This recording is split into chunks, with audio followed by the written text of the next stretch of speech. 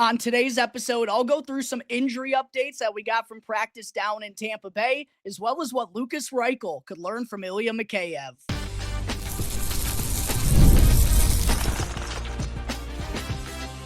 You're Locked On Blackhawks, your daily podcast on the Chicago Blackhawks, part of the Locked On Podcast Network, your team every day. What's going on, Blackhawks fans? Welcome back to another episode of Locked On Blackhawks, part of the Locked On Podcast Network, your team every day. I'm your host, Jack Bushman. Quick reminder to go and follow Locked On Blackhawks on Instagram if you haven't done so already, and I've greatly appreciated the uptick in followers that I've gotten on that account recently. And also have to let you know that today's episode is sponsored by FanDuel. Go and download the FanDuel app now or check out FanDuel.com to get $300 worth of bonus bets when your first $5 bet wins. All right, Blackhawks fans, happy Wednesday or maybe happy Thursday, depending on when you're listening to this, as I am dropping today's show a little bit later than usual. Not probably going to not be the longest episode because of that, but still will be relevant both on Wednesday night or on Thursday morning. I will be having an episode coming out to preview the Blackhawks matchup with the Tampa Bay Lightning around 12 p.m. Central Time tomorrow. Be on the lookout for that. And I'm still taking comments, by the way, from all of you great viewers and listeners on what you would prefer for me to do on Blackhawks game day. Do you want me to drop my game day previews following the Blackhawks morning skate where we know who's going to be in the lineup? Or would you prefer for me to drop these shows first thing in the morning, even though we're not necessarily sure who's going to be on the ice for the Blackhawks that night? Make sure to let me know your 2 cents down below in the comments section. But opening things up here today, wanted to get into a discussion around the Blackhawks forward group as a whole and also get into some injury updates that we got from practice earlier this afternoon down in Tampa Bay on a few specific players. But first, I've yet to talk on the show about the captain, Nick Foligno, being back with the team following his leave of absence. Foligno missed each of the last 3 games for the Blackhawks while spending time with his 12-year-old daughter, Milana, and the rest of his family, as she had to undergo a follow-up procedure related to her congenital heart disease. And Foligno was actually back at practice on Monday in Chicago before the team boarded the bird down to Tampa Bay, and he provided some very promising news on Milana's status, saying that she's back home now and is doing well, which is absolutely fantastic news. And this little girl has had to go through so much already in her young life, so definitely makes us all happy to hear that she seems to be doing good following her latest procedure. And Nick joined the Blackhawks for practice earlier today in Tampa Bay, and sure looks like he's going to make his return to the lineup for the first time in over a week when they face off with the Tampa Bay Lightning tomorrow evening. A couple of players, though, whose statuses are in jeopardy for that game against the Bolts are Jason Dickinson and Andre Burakovsky. For Dickinson, he missed not only Sunday's 2-1 OT win against the Anaheim Ducks, but also the home opener 2 weekends ago against the Montreal Canadiens. Seemed to potentially have re-injured that same kind of nagging problem or potentially suffered another injury. We're still not really sure. It's been undisclosed at this point in time, but had to exit that game on Friday night against the Canucks early and then wasn't able to go in the following contest against Anaheim. Dickinson did take part in some drills during practice earlier this afternoon, but Blashill told the media following practice that he isn't expected to play for the second consecutive game. Could possibly make his return to the lineup, though, as when the Blackhawks return to Chicago and face off with the Los Angeles Kings on Sunday. And then for Andre Burakovsky, he wasn't on the ice at Fifth Third Arena for Monday's practice and also was absent once again today in Tampa Bay. However, it's not because of an injury. As Burakovsky's wife, Johanna, gave birth to their second daughter on Monday. She shared some pictures on Instagram. So congratulations to the Burakovsky family for the birth of their second child. So that definitely explains why Andre has been away from the team for these last couple of days. However, Blashill did not say whether or not Burakovsky is going to fly down to Florida and join his teammates ahead of tomorrow night's game. So that could potentially leave a spot open on the Blackhawks top line, along with Connor Bedard and Tyler Bertuzzi, who I've thought have fared really well together in these last couple of games. And it's funny for those of you, who have been tuning into the show for a long time, when the Blackhawks first signed Bertuzzi, in the summer of 2024, I assumed that he was going to be playing a lot with Connor Bedard on the Blackhawks top line for the 24-25 campaign, and that didn't end up happening. Of course, Bertuzzi opened up the season along with Teuvo Teravainen and Frankie Nazar on the second line, but because he's been faring so well as of late, and Bedard kind of, maybe not getting the most production at even strength out of Burakovsky and Colton Dach, who were kind of utilized as his wingers for the first handful of games there. I liked that Jeff Blashill has recognized that Tyler Bertuzzi's been on his A game recently and bumped him up to the top line. And those two, along with Andre Burakovsky, were definitely the most effective trio for the Blackhawks at even strength in that win over Anaheim. So assuming Burakovsky, makes the trip on down to Tampa Bay tomorrow, that's definitely where he'd be. But if he's not, it'll be very interesting to see who does join those two on the top line. And at practice here today, it was Lukas Reichel, who I thought was a very interesting choice. Blashill could have gone with Ilya Mikheyev, who spent time with Connor Bedard on the top line last year. Could have gone with Ryan Donato, who opened up the season, albeit for only one game in that spot, and played a lot with Bedard last season as well. But he elected to go with Lukas Reichel, who, after a really sharp showing against the St. Louis Blues, has kind of been quiet each of these last two games, not necessarily generated the biggest role in those last two contests. But I do think this is a really sound decision by Jeff Blashill, because Reichel's speed, along with his offensive makeup, it makes sense to put him along with both Bedard and Bertuzzi. And I also go back to that dominant win the Blackhawks had over the St. Louis Blues 1 week ago from today. Lukas Reichel tallied 2 goals and had an assist in that game. One of those goals, as well as the assist, came on a shift along with Connor Bedard. And I spoke during that recap episode that I dropped about how I don't think it was all that surprising that Reichel probably had his most effective game in at least over a year. One, he was getting a decent amount of time with Connor Bedard. So very curious to see, if Burakovsky doesn't play tomorrow, how Lukas Reichel will fare in that spot, assuming he's given that opportunity. And what an opportunity it would be for Reichel to really showcase his stuff and prove to this Blackhawks coaching staff that he can handle that top 6, top line chance. And it's, as I'll get into here in just a second, probably not going to get much easier for Reichel to get those opportunities consistently if/when the Blackhawks forward group gets healthy. So very interesting to see. Lukas Reichel was the one skating with Bedard and Bertuzzi on the top line at practice today.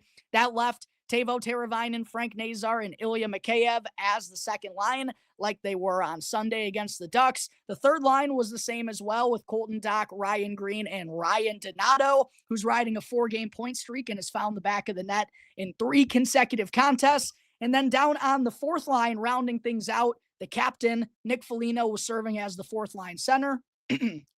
While Landon Slaggert, who made his season debut against the Ducks on Sunday, he was on the left wing, fourth line left wing spot, while Sam Lafferty was on the right wing spot. And just considering how Jeff Blashill, how frequently he loves to go with 11 forwards and 7 defensemen in the lineup, I'm guessing Nick Foligno, he's going to be in the lineup for his return. Landon Slaggert, probably want to be giving him another opportunity, right? So I'm guessing that likely means, again, we'll see what happens with Andre Burakovsky and everything during the morning skate tomorrow, but likely sets up Sam Lafferty to be a healthy scratch for the 5th consecutive game. All right. There are some of the latest updates out of Blackhawks practice down in Tampa Bay from this afternoon. Coming up in just a moment here, I'll break down some interesting decisions that are going to have to be made with the forward group if/when the Blackhawks get fully healthy.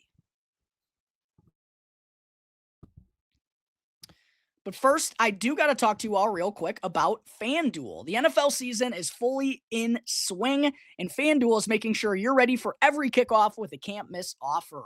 Because right now, new customers can bet just $5, and if your bet wins, you'll get $300 in bonus bets to use all across the app.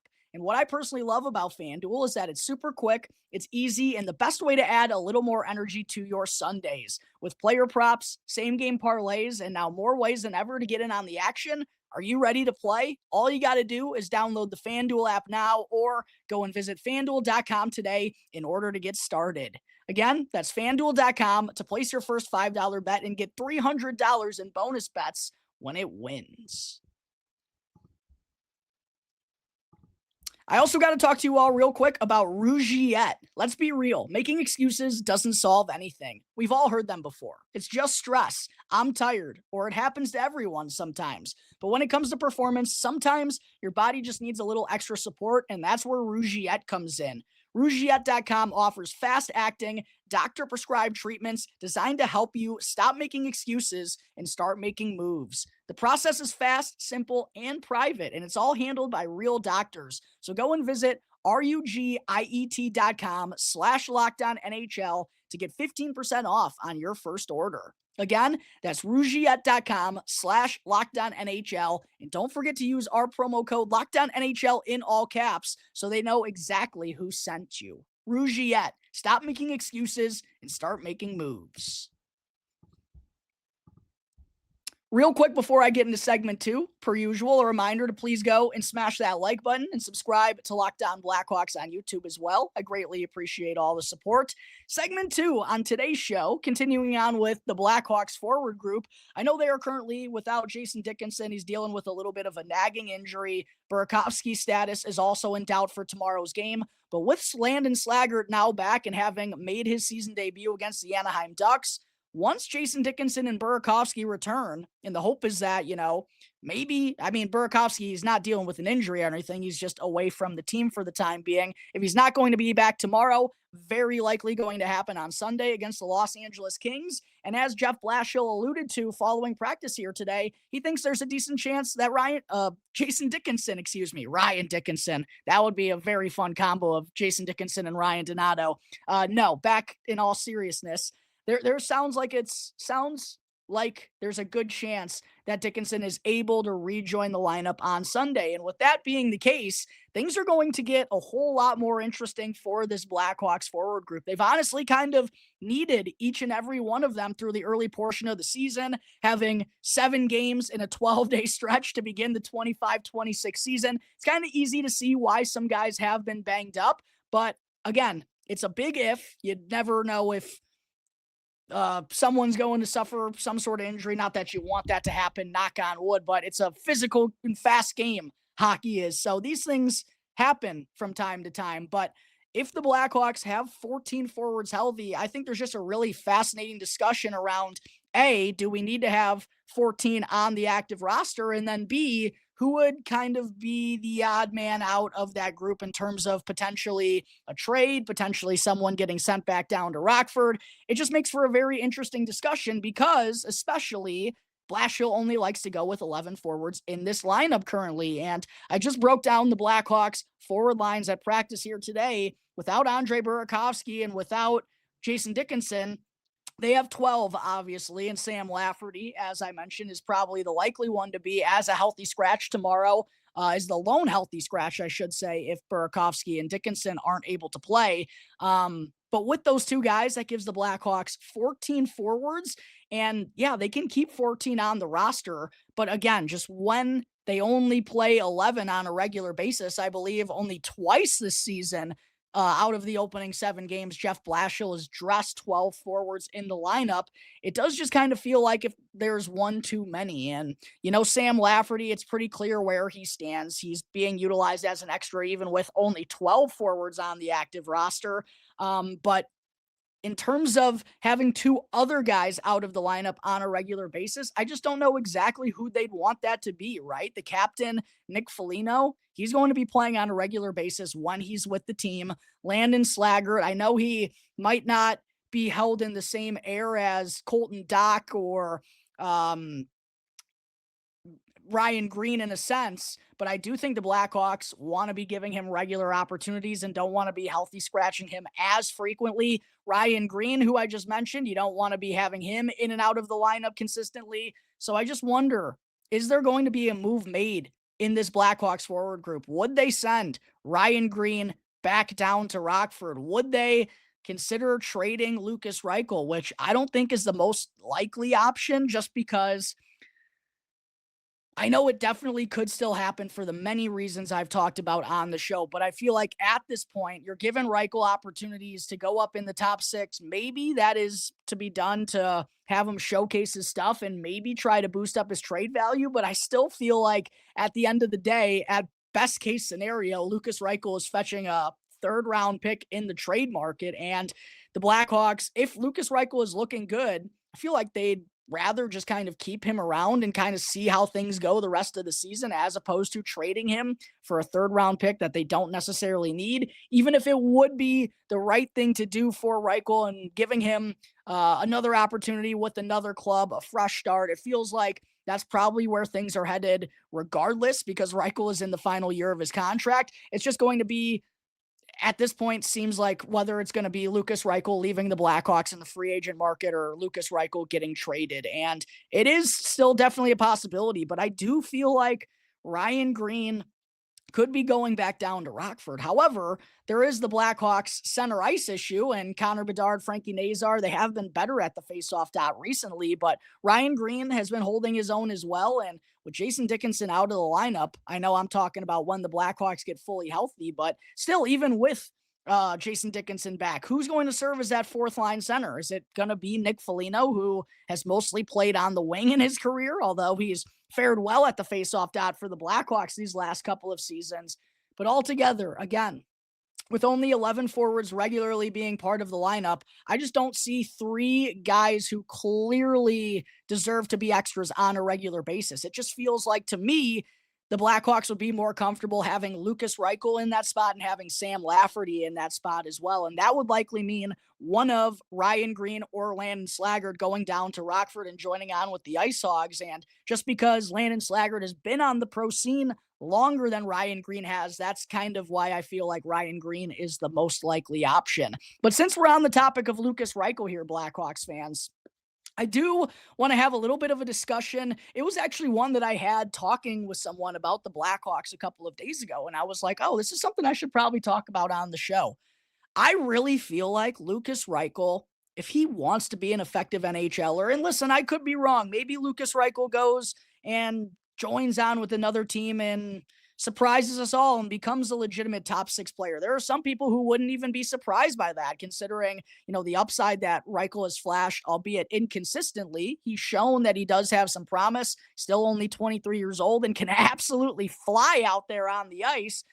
I don't think it's ever going to happen for him, but maybe I'm wrong. Maybe he does wind up establishing himself as a good second liner with another NHL club. But I still feel like altogether, whether it's with the Blackhawks or whether it's with one of the other 31 NHL teams, I still feel like for Lukas Reichel to be a legitimate piece for any team, he has to be stronger with his two-way play. And I just really feel like the way that Ilya Mikheyev goes about his business, that's the type of player that Lukas Reichel needs to become. And to be fair, Ilya Mikheyev is 6'2". He's listed at 192 pounds. He's much bigger than Lukas Reichel is, who's only listed at 6 foot, right around 170 to 175. The Blackhawks don't really do a great job of updating players' heights and weights, so I actually don't know how much of a disparity there is in terms of the weight between Reichel and Mikheyev, and I'm not underestimating the difference in those 2 inches and potentially 20 pounds. It's definitely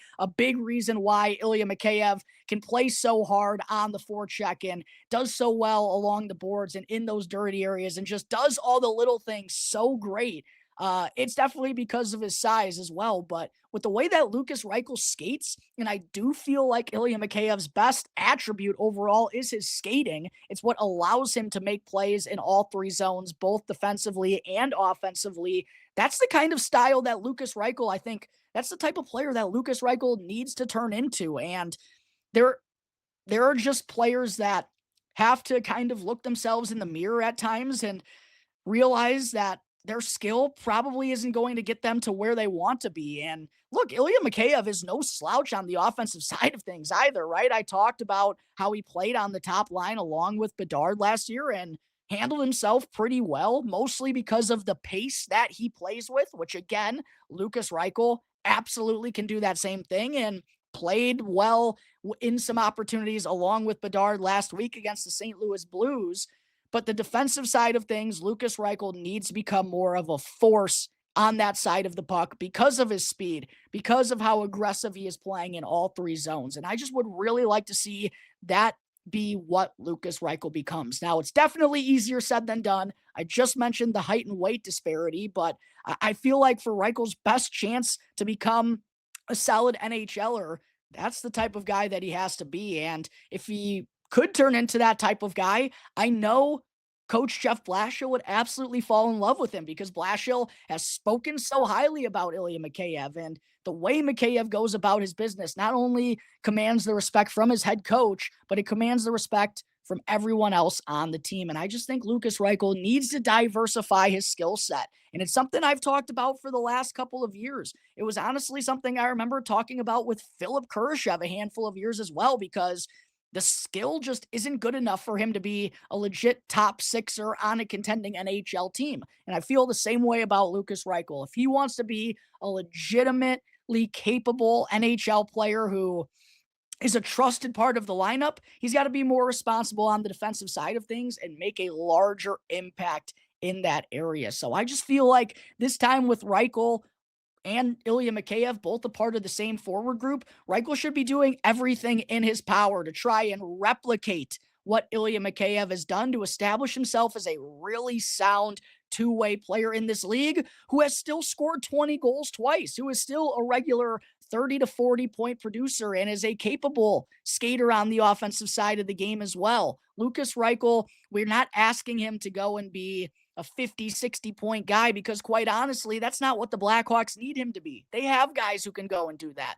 They need Lukas Reichel to become a quality two-way player down in the bottom six. And a huge reason why he hasn't had a consistent role with the Blackhawks these last couple of years is because they don't want to give him top six opportunities because Kyle Davidson didn't draft him and feel like there's better players to be giving that opportunity to. Whether you agree with that or not, that's kind of up for debate, right? And I personally don't feel like the Blackhawks did Lukas Reichel any favors last season, but he also hasn't done himself any favors either because even though his skill set meshes better with top six guys, I don't know if he's ever going to get that realistic opportunity as an NHLer. So I would just love to see Lukas Reichel take a page out of Ilya Mikheyev's playbook and just become a speedster who impacts the game in multiple different ways. And again, I get they're two completely different players. Mikheyev is much more mature and much more experienced than Lukas Reichel is at this stage of his career. But I really think that's kind of what Reichel needs to transition to again if he wants to be a successful and long-time NHLer in this league. But there are my thoughts on Lukas Reichel and the Blackhawks forward group as a whole. Coming up in just a moment here, Hawks fans, before I close out today's episode, still want to break down some news on Anton Frondell.